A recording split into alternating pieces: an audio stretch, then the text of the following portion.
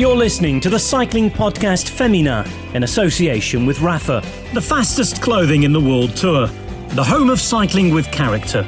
Ride and watch with Rapha in 2019 as they partner EF Education First and Canyon SRAM.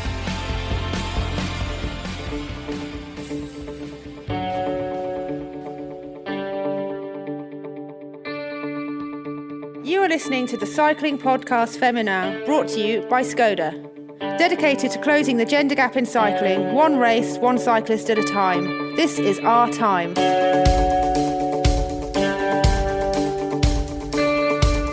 This week we're in Harrogate. Where are we, Rose? We are in Harrogate. Harrogate. How do you say that? Oh yes, you've already stumbled upon this. Well, you've just arrived, of course. You've just arrived. You've claimed it perfectly. Harrogate's bathed in sunshine. We're in the Zwift Draft House, where there's quite a crowd gathering. The women's road race, well, it's still in the neutral zone. They've started in Bradford, which is also bathed in sunshine. But the idea today, Rose, well, what's our plan for today?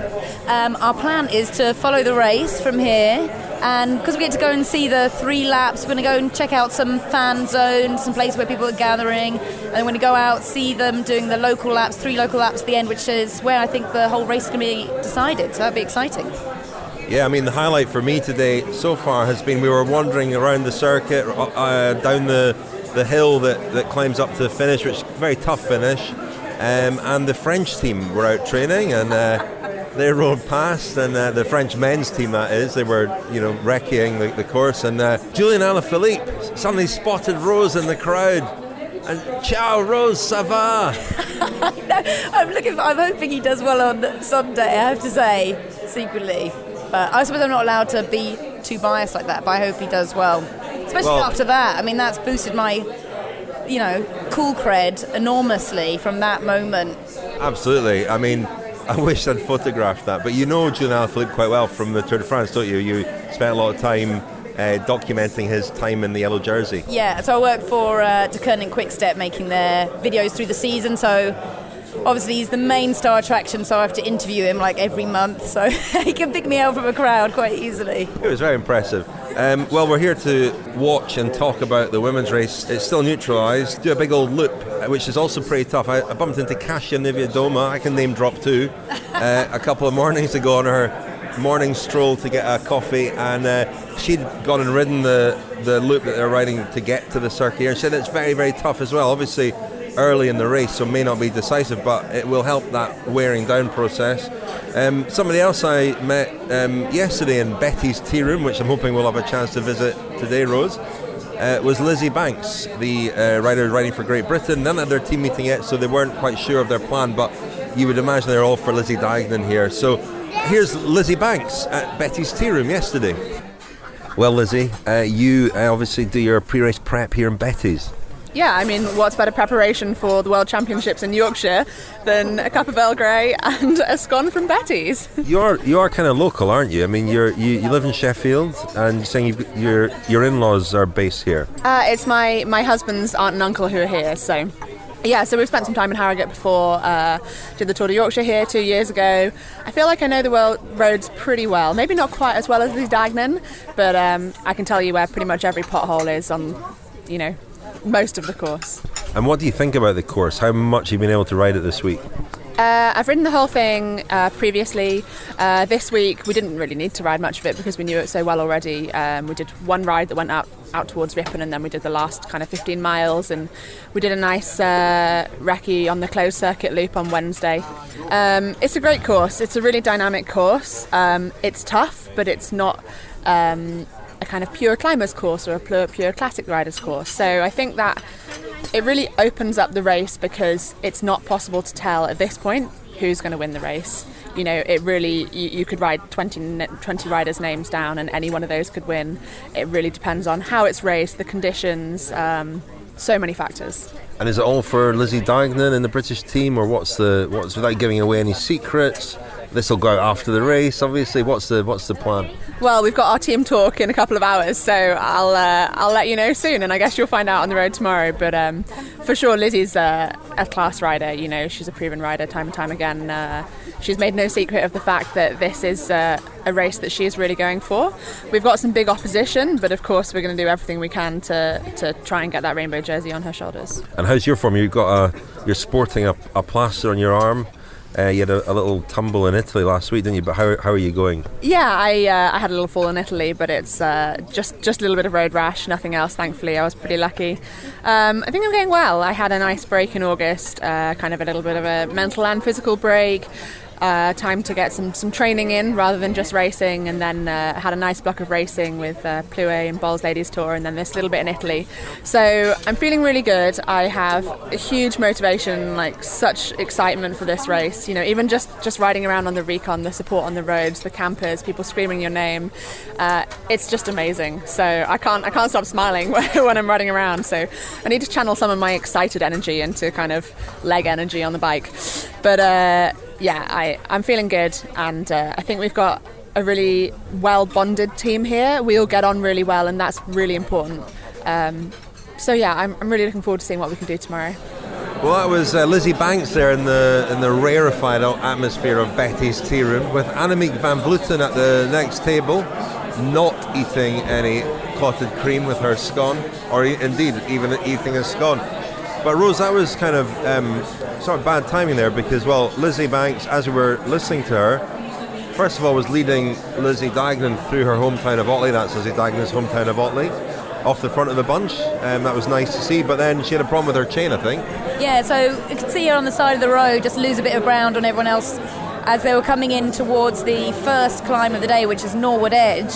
And now, right now, we're very much on Norwood Edge, and it seems that the peloton is already kind of splitting apart. We're not losing any favourites, of course, at this point, but yeah, definitely some riders struggling to keep up at the back. It's a tough climb, isn't it? It's pretty grippy. There are a few people drop. It's worth commenting on the crowds as well. They look absolutely fantastic.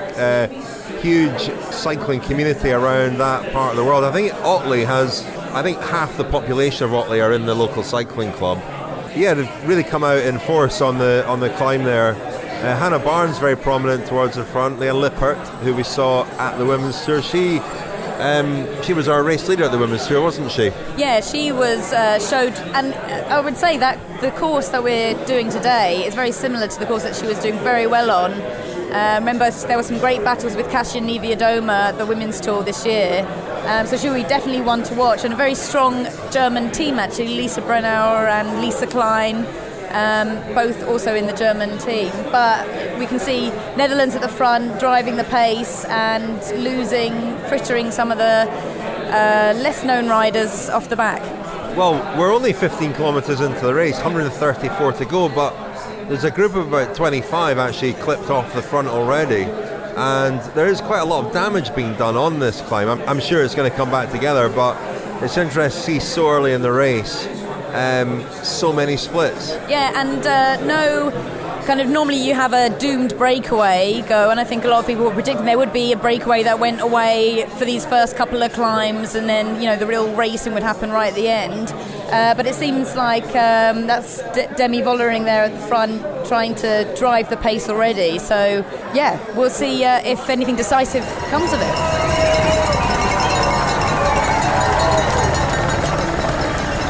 Well, Rose, we've moved on to the Rapha pop-up round the corner, just off the finishing straight.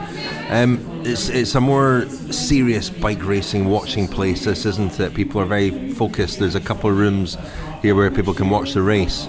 And, well, the race has moved on a bit since we last tuned in.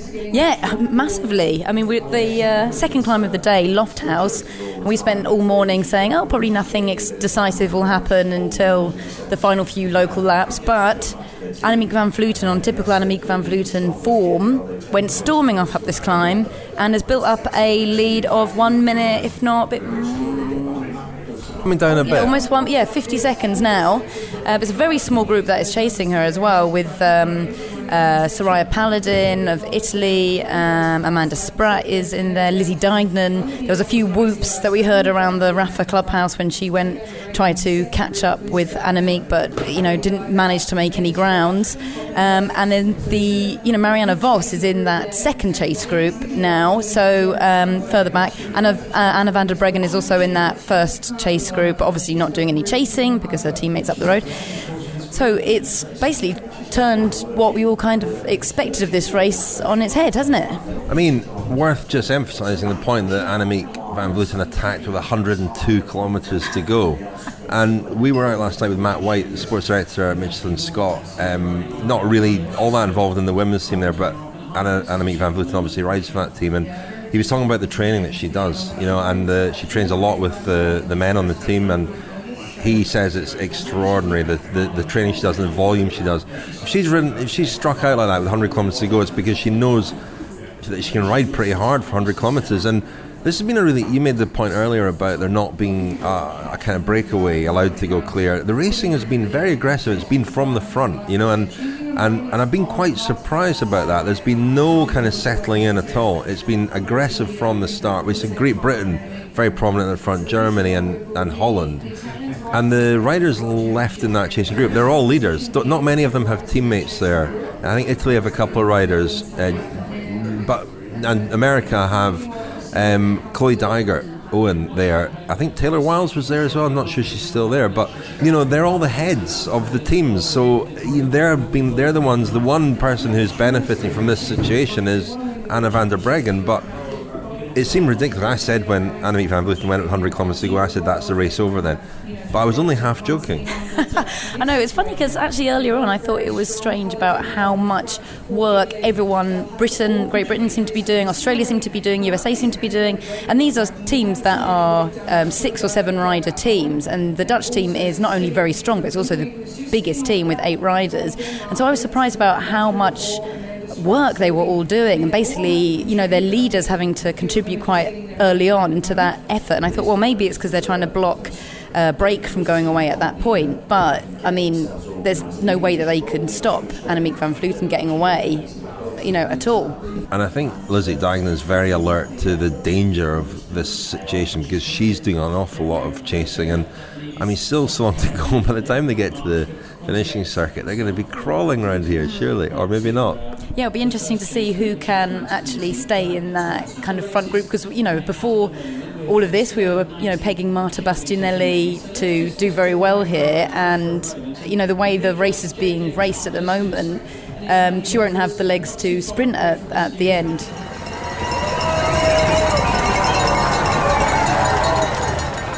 Rose, we've walked up the finishing straight. I must say the weather helps, but there's a great atmosphere, isn't there? Yeah. And loads of people. Yeah, it's brilliant. There's loads of crowds lining the whole... I mean, not great for someone who's 5'4" like me to be able to actually see the race as it passes, but yeah, huge amount of crowds, huge amount of flags, plenty of booze, which is what we like to see. And Annemiek van Vleuten just came through like a bullet, didn't she? Now we're expecting Chloe Dygert, which is the biggest change to last time through. That Chloe has set off, attacked from the other small group, and has got into time trial mode, hasn't she? Yep, we're just waiting for her. She's shaved off at least 30 seconds already from Van Vleuten's lead. The surprising thing is she got rid of Van der Breggen, which is crucial. It's now one woman against the other, but Van Vleuten's got a big head start. But a lot of damage done on that lap. Lizzy Banks went off the back. Van der Breggen tried to mark everything, but Dygert eventually just proved too strong. But has she left it too late? Yeah, it's interesting, isn't it? Because here she comes. There she is. It's incredible, isn't it? Because Lizzy Banks actually would seem to be, well, I guess it's a symptomatic of the fact that she was doing so much work to try and chase back, seemed to always be active at the front, and makes you think that she's paid for it now that we got into these local laps, which are less hard than those big climbs earlier on, but more attritional. And here come the chasers, led by Anna van der Breggen. And I'm really surprised. she's had an easy ride all day, you know, and she's been sitting in that group, her only job being to mark anything that goes. And I'm not criticising Van der Breggen here. I think it just tells you how strong Dygert is. Yeah, it's incredible because we would have said almost certainly it would have been a Dutch 1-2 before they got into these local laps, and it doesn't seem to be turning out that way. Should we go and try and find this fan zone? Yes, let's go and try.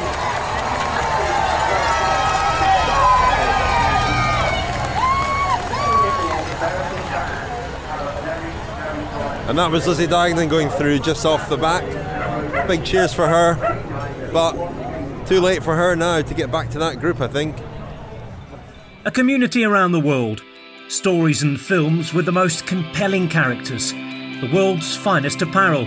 Explore the world of cycling with Rapha. Well, Rose, we've taken ourselves out of the Rapha Cafe. I should say thanks very much to Rapha for being our title sponsor.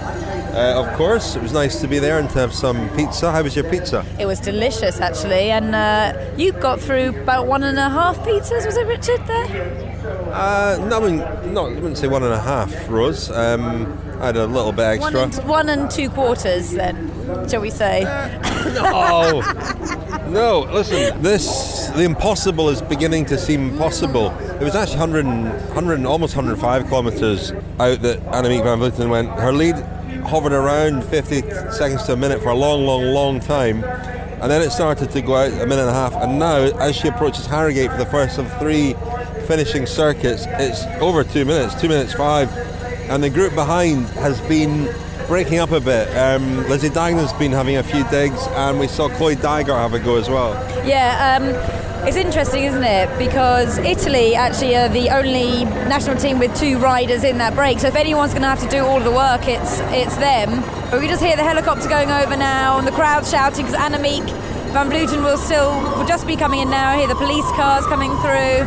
But yeah, it's interesting that it's being left up to Lizzy Banks and Chloe Dygert to do some of the pulling. And we know that Chloe Dygert has got the power as the time trial champion to pull that whole break along, but I mean it doesn't seem to be organised enough to catch back to Annemiek van Vleuten.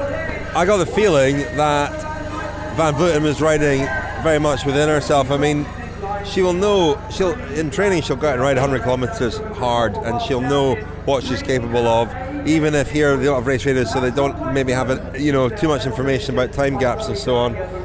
But I think behind we could see that maybe a couple of riders were either soft tapping or not able to commit more. Clara Koppenberg and actually Cecilie Uttrup Ludwig have both appeared to be, Paladin as well a little bit, appeared to be struggling a bit, and that's obviously encouraged Dygert and Dygert to have a go, but lurking there is Anna van der Breggen, and she's obviously a big danger, the defending champion.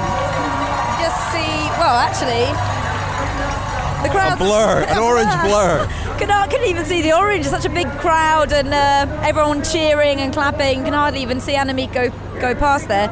But it's interesting. I mean, Chloe Dygert will enjoy this kind of racing. Certainly, I know she's known for not wanting to. She doesn't like wrestling with the rest of the pack. She doesn't like having to be in a big peloton. So she'll enjoy this kind of racing. But it's just about trying to get it organised. And at what point do they start thinking that they want to try to go for second, third, especially knowing that Anna van der Breggen is in their group and has been saving her legs this whole time.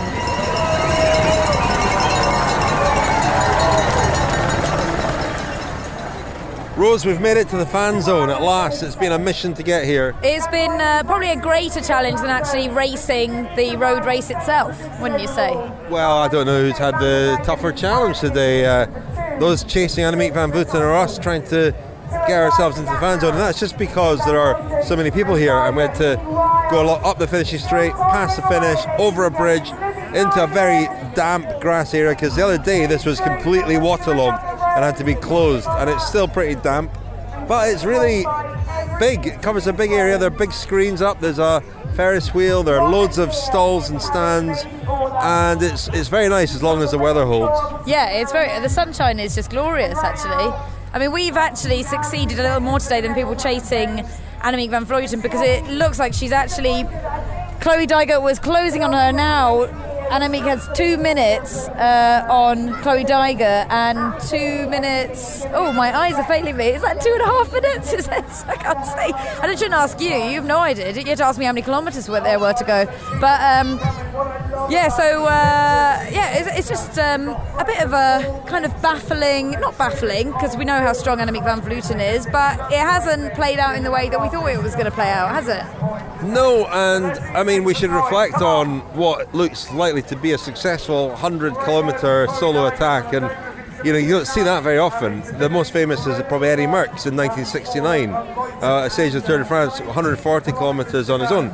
This is in that kind of league, and I think it probably owes as much to the fact that she was such a strong Dutch team that the race within the Dutch team was to get on the front foot. And if a rider like Van Vleuten or Van der Breggen or Vos or Amy Pieters or any of them found themselves in a potentially race-winning position at any time, they have the huge benefit of not having such an organised chase behind, because the other riders are reluctant to bring up these strong Dutch riders. So it's almost as if that has been the biggest factor in her tactics. It's about getting on the front foot. Yeah, I would have loved to have seen this exact same race, but with everyone in their trade teams, to see how it would have played out. Would it have played out differently? I think it kind of caught everyone a bit. I mean, I think like someone like Kasia Niewiadoma just being dropped on that second climb of the day and Annemiek going away just proves how strong Van Vleuten is, but also that perhaps the team tactics are so important. Kasia is in the Polish team, and it's a very small team, and it's not so organised. It's a race on such a high level as Kasia does, and it just shows you how important those team tactics have been today. You almost look like a member of the Dutch team yourself there, Rose, with your orange jacket on. I hadn't thought about that. I don't know, it's somewhere between orange and red, isn't it? I guess it is orange, is it? Yes, I'm colourblind as well as actually blind, so... Oh, right. It looked kind of orange to me. Oh, it's actually purple. Didn't you realise? No. Well, I suppose I'll take that. And I'll be, celebrating tonight then, I guess. Well, hopefully it'll make it a bit easier for you to get into with Annemiek van Vleuten at the finish. Oh, I never have a problem with that, Richard. Come on. Chute à l'arrière du peloton. Cycling Podcast team car at the back of the pack, please. This episode of the Cycling Podcast Féminin is supported by The Economist, which is, Rose, of course, about far more than just economics and finance. It covers a range of subjects from world politics and business to science, technology, arts, the environment, and also sport. It helps readers prepare for what is going on in the world around them, sifting through the noise, focusing on the essential information that tells the real story in a time when facts matter more than ever. It has been a trusted source of intelligence for over 170 years, and it's for the kind of person who never stops asking questions and wants to know why the world is the way it is. You can get a free print copy of The Economist by texting the word BIKES, B-I-K-E-S, to 78070. But Orla, sorry Rose, you've been reading your Economist. What did you find? I found a very interesting, I don't know whether you read it as well, Rich, called Rejuvenation Juice was an article, and after misremembering my name just now, I think maybe you need to reverse the ageing process yourself, perhaps. Yeah. This is all about blood transfusions, which is a bit of a thorny topic in the podcast about cycling. We don't recommend you try this, certainly not at home or anywhere else for that matter. It's banned, of course, in sports cycling, but inevitably it's popular in Silicon Valley and certain parts of the west coast of America, where it is being used apparently to reverse even the aging process. An article that we're not going to talk about that did catch my eye, Rose, was about sand making noise, but the headline of the article really tickled me. Name that June. Anyway, this article all about blood transfusions. It's been around for a while, this idea, and it was discredited, but new science has been found to suggest that it actually can work. There have been experiments conducted on mice. It's called parabiosis, which is not a word I'd heard before, but in mice, the results of the transfusions mean less inflammation in their brains, more neural stem cells in the brain area, which would allow them to remember the name of the person sitting opposite them, responsible for memory and learning, and better cognitive capacity. Their livers had less scarring and fat, that caught my eye too, and their muscles healed better and faster. In short, their bodies and brains looked a lot like the old mice after parabiosis. So, this could be the future. Blood transfusions for everybody apart from athletes. Well, it does sound a bit like one of those kind of old excuses from the 1990s, doesn't it? Of, why some cyclists have been caught with bags of blood around their head. I'm just doing a bit of parabiosis.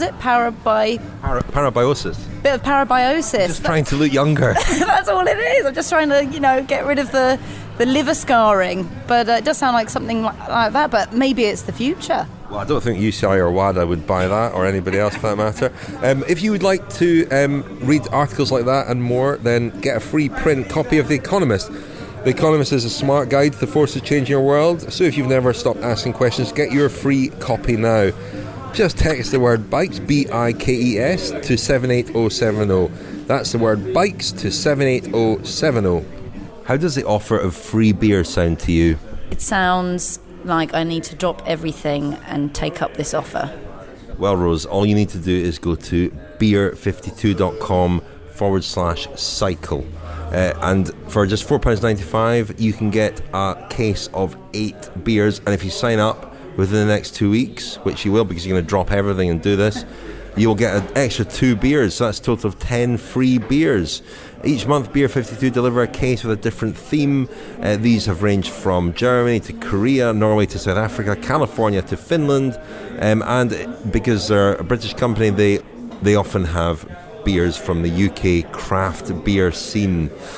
Your first box will be sent to you next day and will contain beer from all over Europe. Beer 52 don't hold you to ransom. You can leave at any time, and you also get a snack and a copy of Ferment magazine if you sign up. You get that with your case. This month's theme is the Rugby Nations Rugby World Cup, of course, on just now. Cycling World Championships, not the only major sporting event. The Rugby World Cup's happening in Japan at the moment. I know that, but I'm just careful because our host Orla Chennaoui, she's not joining us this month, Rose, because she probably doesn't have a lot of positive things to say about the Rugby World Cup at the moment.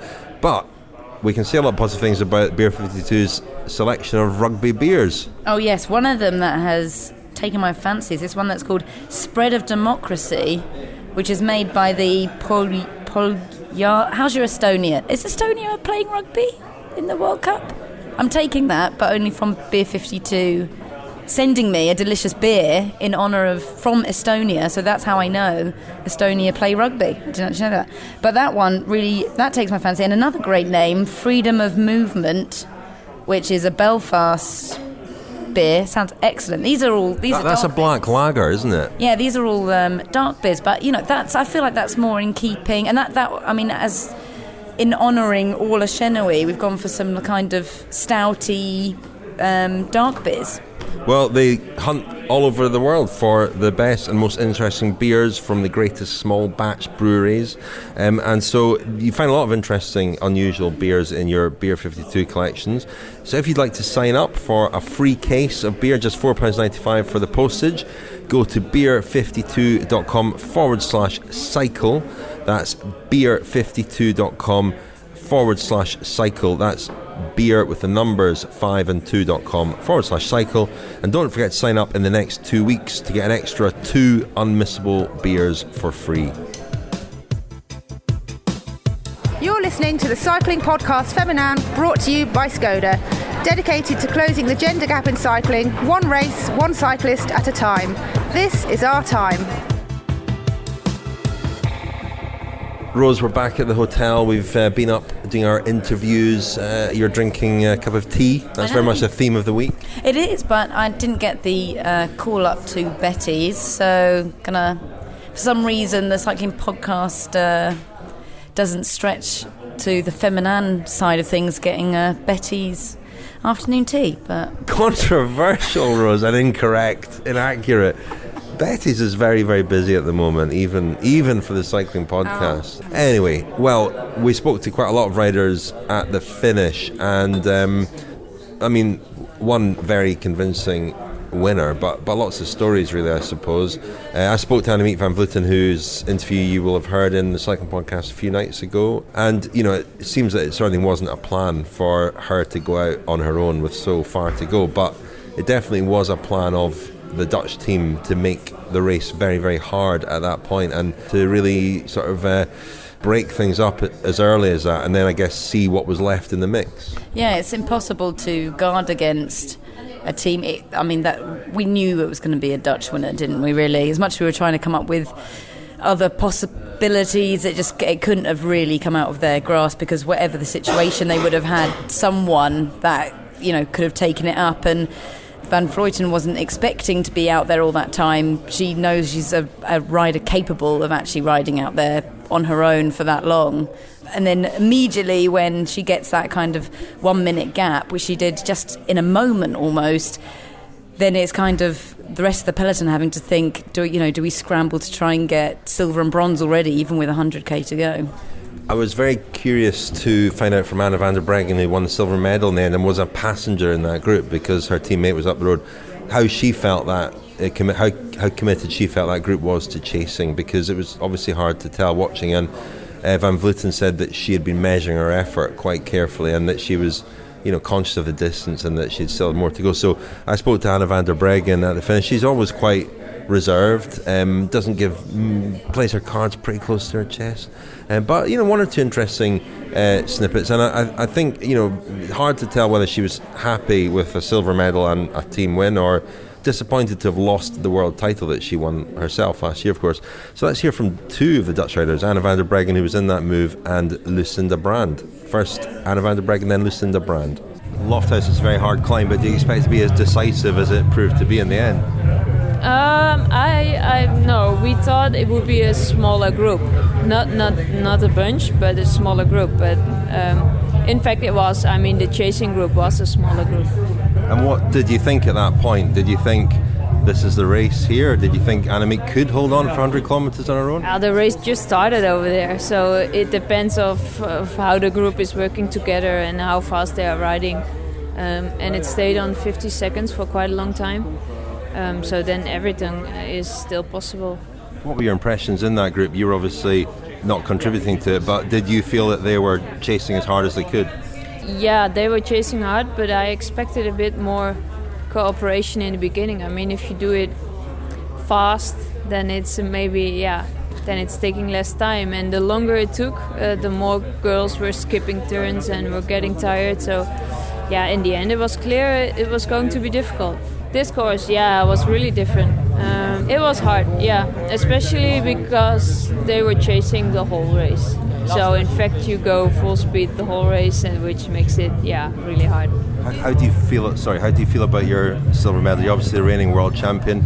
Your team has won, but how do you feel winning a silver medal today? I think first and second is a great result. So I'm happy with it. Well, you can let us in on the Dutch plan now. Was that the tactic? Yes, of course you never know who's joining. It's not easy to tell. There are so much strong riders, but it was a plan to go there hard and see on top what's the situation. And was it a plan for Annemiek to go then? Yeah, Annemiek and Anna are the two riders on a climb like that who are the strongest from our team. So then it's, I think, the most logic way to let them do that. It was a very aggressive race right from the start. We didn't see any breakaways go away or anything. It was really raced from the front, wasn't it? Was that just the Dutch team, or was it other teams as well?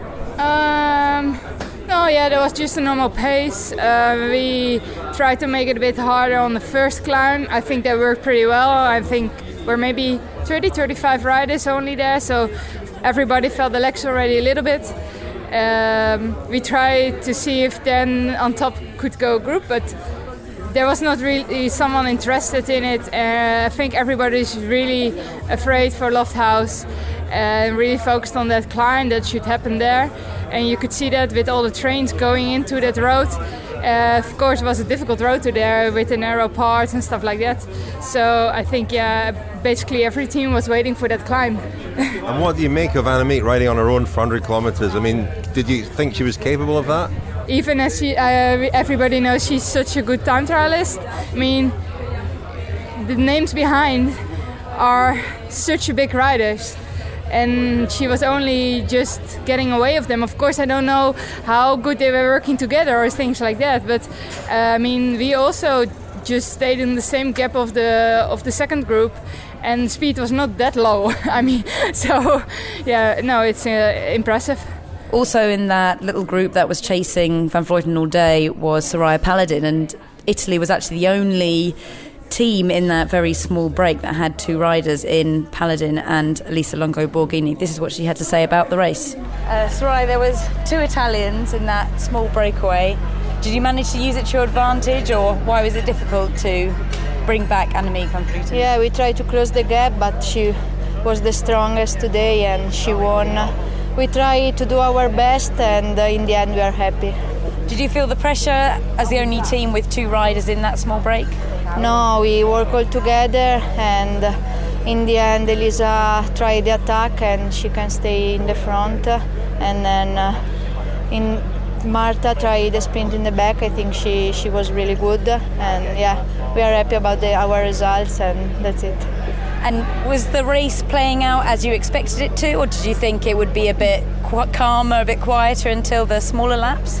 No, we know that the Dutch girl want to do the climb really hard. We try to stay in the front, but Annemiek just drop us and say goodbye, see you in the finish. And yeah, we tried to catch her, but it was impossible. And what can you say about a performance like Annemiek van Vleuten's today, doing a 100k solo break? Yeah, just impressive. I think somebody who deserved a lot of credit today was Lizzy Banks. Clearly not at her very best, having returned to racing this year. But, you know, of all the riders in that group that was chasing, she looked like the one most determined to not let Van Vleuten just ride away with the gold medal. You know, she gave it a good go, and in doing so, you know, she slipped. I think she finished 31st in the end, so she was well down. But she was one of the most aggressive behind. She was the one, you know, trying to inject some pace into the chase. And I think she comes out of this race without a medal or a top 10 placing, but with a lot of credit. Yeah, it was interesting to see, actually, because she was also riding against Anna van der Breggen, and we used to see before Lizzy took maternity leave that we used to see that it was Lizzy Banks and Anna van der Breggen that were on the same team, both riding for Boels Dolmans, and they would be playing with like Kasia Niewiadoma, kept playing with everyone else but making these little attacks. But every time Lizzy attacked, Anna van der Breggen was easily kind of on her wheel. It was clear to me that Lizzy Banks wasn't holding, and the other riders might have been holding something back, thinking maybe we get into the local circuits, we can bring that back. But I think Lizzy Banks was almost seemed like the most aware rider out there, that as soon as you let Van Vleuten have a little bit of room, then you're not going to bring her back. So she was kind of going all out, and as you said, that's why she had nothing left in the end. Well, let's hear briefly what she had to say at the finish. Yeah, I mean, I gave it my all, chased the rainbow, didn't pull it off. Annemiek was, head and shoulders above everybody and really deserved that title. So. The Cycling Podcast Féminin is supported by Science in Sport.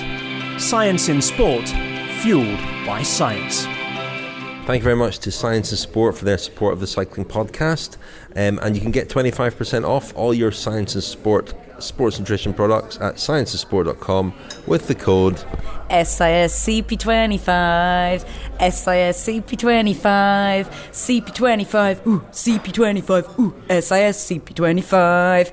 I'm singing that particularly proudly because Crystal Palace won today as well. Yes. SISCP25 for 25% off all your Science and Sport products at scienceinsport.com. And thank you very much indeed to them for their support, makers of the world's finest sports nutrition products. A bit more reaction to the road race. We spoke to a lot of riders at the finish. Let's hear from podcast favourite Cecilie Uttrup Ludwig. She was in that move that went clear and was chasing Annemiek van Vleuten, but she didn't seem to be on the best of days for her. So here's what she had to say at the finish. It seems that everybody knew that climb, even though it was so early on, was going to be really important. Describe what it was like going up there. Yeah, it was like really, really tough. And yeah, my legs were screaming, and it was just with, really, I was really trying to hang on with the tip of my nails, But yeah, in the end, I managed, and we were in that 8-rider group, and I just didn't have good enough legs. Because it looked like you were chasing hard and the gap was being pegged around a minute. You must have known at that point Van Vleuten was on a very good day. I know, yeah. She was just crazy strong today. And she really deserved the win. I didn't know, because at that point we were like, yeah, wow, this is really hard. But, maybe we can catch her back. We can get her back. But, like I said, she was just too strong today. She did more than 100K solo. That's pretty... well done, it's just unique. She just rode crazy well today. Did you enjoy the course and the crowds? Oh my God, that was good. Holy moly, there were lots of people out on the course. And it gives you such a boost and extra energy when you just can't hear yourself think, because there's you screaming. So yeah, I really enjoyed today, and I tried my best, and the legs were just not good enough. Cecilie Uttrup Ludwig, relatively downbeat for her. She didn't have the best of days on a course that might have suited her, but it was a race where if you weren't clearly on fire, you were going to struggle, because another rider who was a sort of, fancied rider for this race was Kasia Niewiadoma, who I spoke to as well, and we heard from her in the podcast a couple of nights ago. And she was sort of mystified by the fact that she'd found herself on a bad day, because she thought that she was in good form. And it seems to have caught a few people out, the course, and not just the course, but the way it was ridden in the early part of the race. Let's get some more reaction. One of the riders of the day was Chloe Dygert. Won the time trial in very convincing fashion ahead of Van der Breggen and Van Vleuten, and was a danger today, having never ridden a road race in Europe before.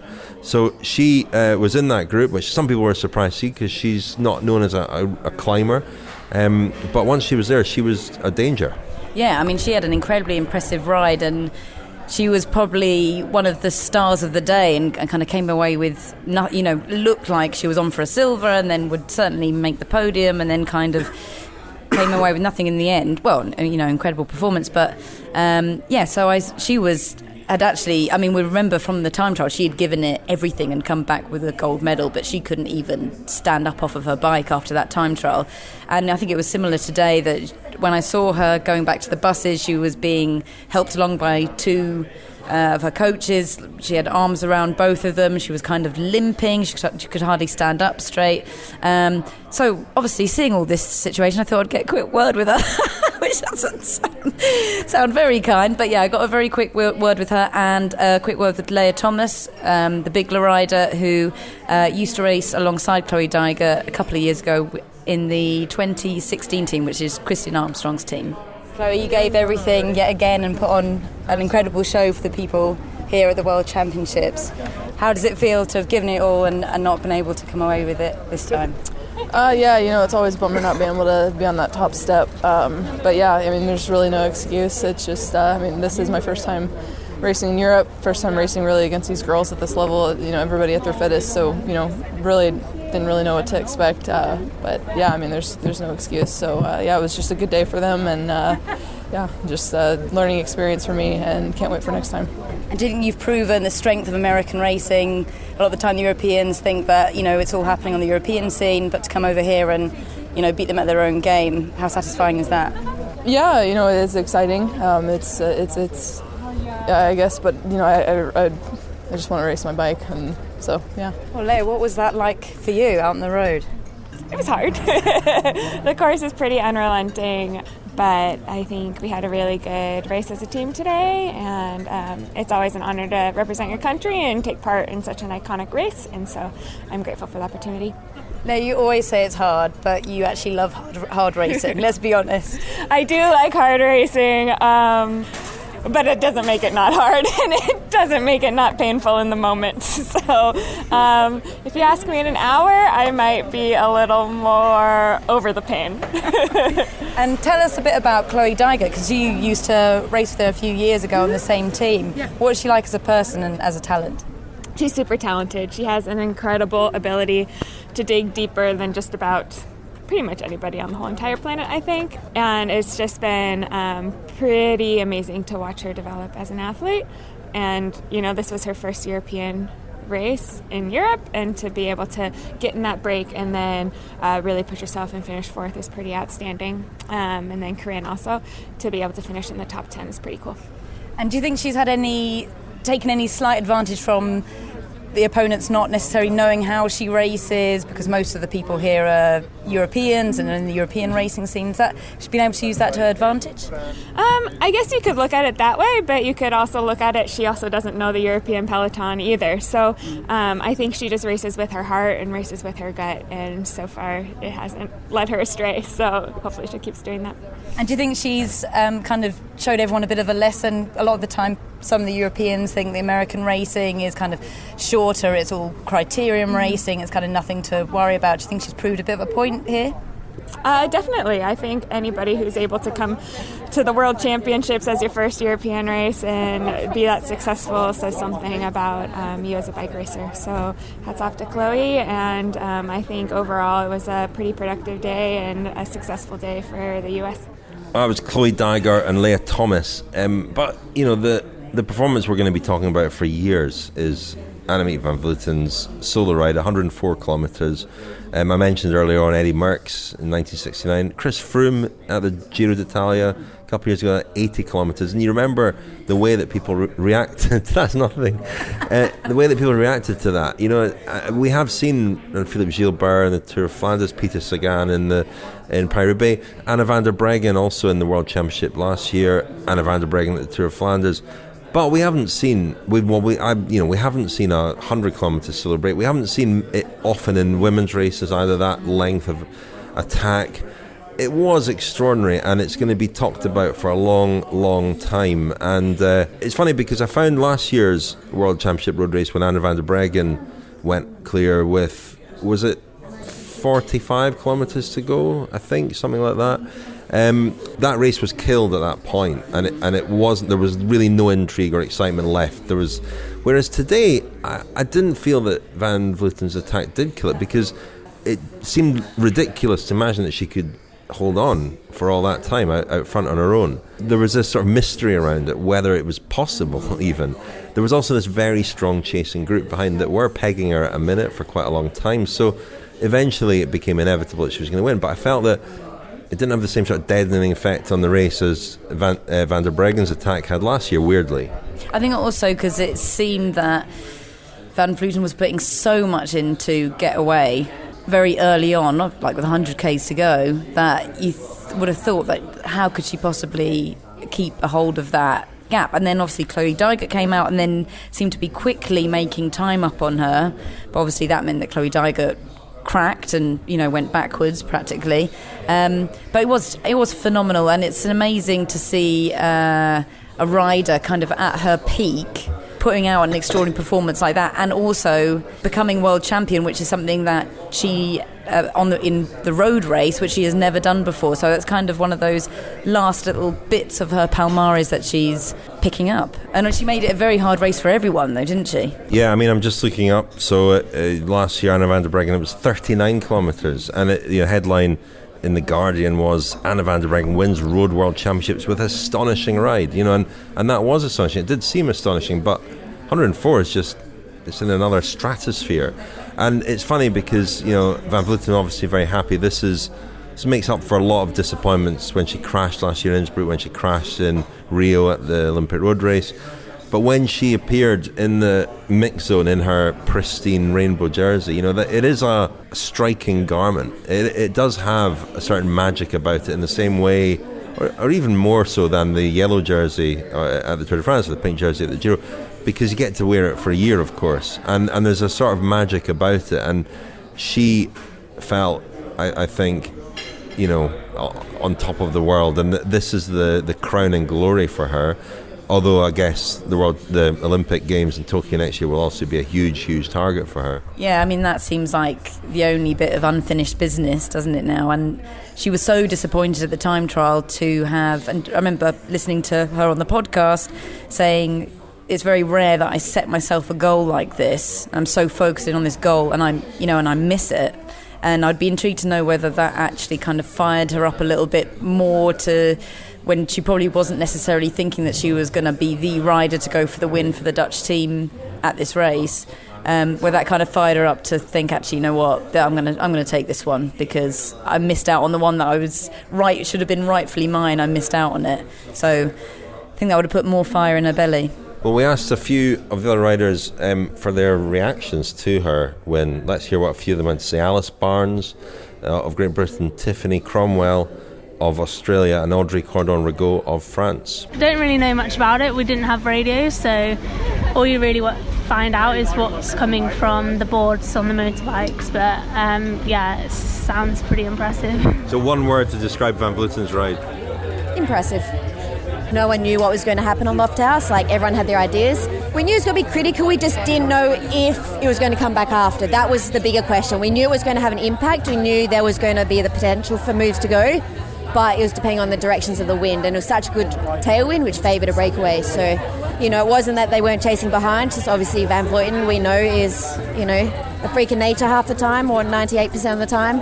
And then the group behind were obviously a bunch of very, very classy riders and strong riders. So for the most part, all the big teams were represented. So then they didn't need chase. And then the teams that weren't represented weren't strong enough. Yeah, I think she was so mad after the ETT. You could see on the podium she was so disappointed, and I can imagine when you get two time trial titles and then you come here and you're just third, then it's disappointing. So she wanted to prove again that she was the boss, and she is the boss for sure. And yeah, I think it's just an amazing ride, and she deserved the title for sure. Just before we go, and before we hear from Orla in a moment, a bit of team news and also a couple of rumours. In news first, as Orla mentioned in last month's podcast, Bulls Dolmans, who for so long have been the strongest team in women's cycling, is looking for new sponsors for next year. Both Bulls and Dolmans are pulling out, leaving Anna van der Breggen and all the other stars of that team without backing for 2020, as Danny Stam, their sports director, told the press during the World Championships in Yorkshire. But Stam said he is determined to continue with the team and even to expand it, aiming to increase his roster from 12 to 18 riders in 2021, and also to run a double programme that year. Meanwhile, Service Canavan, the former Paris-Roubaix winner and now sports director at Team Ineos, is setting up a new under-23 women's development team. We heard from Canavan, who is the father of 4 girls, on the podcast last year about his daughter's racing exploits and his ambition of setting up a team as his oldest daughter moved into senior ranks, and that has now happened, or will happen next year. In other team news, there are strong rumours circulating in the women's peloton that men's teams EF Education First and Team Ineos might launch women's teams. It isn't clear when this could happen, but both teams are understood to be looking seriously at proposals to launch women's teams. When I asked Team Ineos about this, a spokesman said that there are no plans for a women's team in 2020, which leaves open the possibility of a team perhaps launching in 2021. In the case of EF, we understand that additional sponsorship would be necessary before anything could happen. Now, just before we go this month, let's hear from Orla, who's currently in Doha at the World Athletics Championships, but was obviously watching events in Yorkshire with great interest. Her dispatch from the desert comes with a public health warning. It contains singing. Hello! Congratulations to both of you for surviving the, quite frankly, brutal conditions in Yorkshire. My life, the cycling gods put on a tough World Championships, didn't they? And congratulations to anyone listening who went along to lend their support. full credit to you. That cannot have been easy. In hindsight, of course, if the cycling gods were putting on the toughest World Championships imaginable, then really we should have put money on Annemiek van Vleuten. It was considered to be not a tough enough course for her, so the weather played its part and made it tougher all the same. I would say maybe Chloe Dygert Owen's phenomenal performance in the individual time trial earlier in the week maybe laid the foundation somewhat for Van Vleuten, because she is a rider who likes to prove a point. Maybe the fact that she finished third and lost the rainbow bands there made her all the hungrier. Possibly not. But on that note, I did think, I mean, when she went on the attack anyway, but certainly when she won and in the manner that she did win, my mind went back once again, as it often does with her, to what I've talked about before in the podcast. And that's when I interviewed Annemiek shortly after she came out of hospital in Rio, when she had suffered that horrific fall on the run down off Via Cinese into Copacabana. And many feared the worst in that fall. The fact that she was up and out of her hospital bed so quickly was remarkable. And I've often reflected on the fact that rather than her seemingly feeling grateful to be alive, which I'm sure she was to an extent, but she was more frustrated that she didn't have the opportunity to contest the goal that she thought was within her grasp. But also, I think she was kind of struck by the fact that it was within her grasp. And I think that so much of her career, I think it's hard to argue otherwise, so much of her career since then has been built from that moment, from a realisation as to what she could possibly achieve and a desire and need to prove herself and to not be defined by that fall, which of course she's not, except I'm the one who keeps bringing it up just because I keep remembering it. But in my defence, I was looking at Van Vleuten's social media earlier, and she retweeted an article by Marianne de Vries in the Dutch website trouw.nl, TROUW.nl, if anybody wants to have a look at it, where she makes the same point, really. The article starts with the question, can a horrible fall be a blessing? Can lying lifelessly in the gutter prove to be the best thing that ever happened to you? I mean, that sets the tone for the column, and of course the answer being, or the suggestion being, that yes, it can be the best thing that ever happens to you. And the fact that Van Vleuten herself retweeted this makes me think that maybe that is where all of this stems from to a certain extent. But what a phenomenal world champion we now have, and I just feel that we are blessed as cycling fans to have witnessed, even from afar like I did via social media, the World Championships that we have all the way through. And it's been inspiring, I think, coming at the end of this season, which has given us some wonderful moments, to look at that and think ahead to next season. It's really exciting. And to think that we've got Annemiek van Vleuten as a world champion in the Rainbow Bands next year, I mean, it's quite a formidable thought, really, what she's going to be able to do in that, given everything that she's done this year so far. So a phenomenal World Championships. And I want to leave you with the thought that that is shamelessly nicked from Marianne de Vries, because in the start of her article she made a wonderful point which resonates very well with me. She asked, can it be a coincidence that you can sing the words Annemiek van Vleuten to the tune of What Doesn't Kill You Makes You Stronger by Kelly Clarkson? Have a little think about that. What doesn't kill you makes you stronger, or something. I'm not quite, that's a rubbish tune, but anyway. Annemiek van Vleuten. I mean, she thought about that, so full credit. What doesn't kill you makes you stronger. Indeed, absolutely should be a theme tune now for Annemiek van Vleuten. I hope you've both dried out and recovered from what was a fantastic World Championships. And I'll see you all soon. Well, Rose, I think that's about it from Harrogate for the World Championships. Hope you've enjoyed your visit here, enjoyed the race, enjoyed the town. I've enjoyed the tea. I've enjoyed the sunshine. A bit of rare sunshine this week. And it's been a very quick visit, but it's been an amazing one. And to witness a phenomenal race like that is, couldn't ask for more. And to get that... Actually, I could ask for more. I could ask for a trip to Betty's for an afternoon tea. That is what I can ask. But very close to Betty's, you did get that hello from Julian Alaphilippe before the race started. Yeah, but you're making this seem like the most amazing thing ever. But you have to remember that, I have to just he's old news to me. I have to hang out with him all the time. It was the most amazing thing ever. Anyway, that's all for this month's episode. We'll be back next month with Orla Chennaoui if we decide to have her back. If we can find her. Where on the planet is Orla Chennaoui? Doha. Yeah, I could see. She's also on the TV, but we'll bring her back from the deserts of Doha. Well, we hope so. In the meantime, thank you very much, Rose. Thanks very much. You're listening to the Cycling Podcast Féminin in association with Rapha, the fastest clothing in the World Tour, the home of cycling with character. Ride and watch with Rapha in 2019 as they partner EF Education First and Canyon SRAM.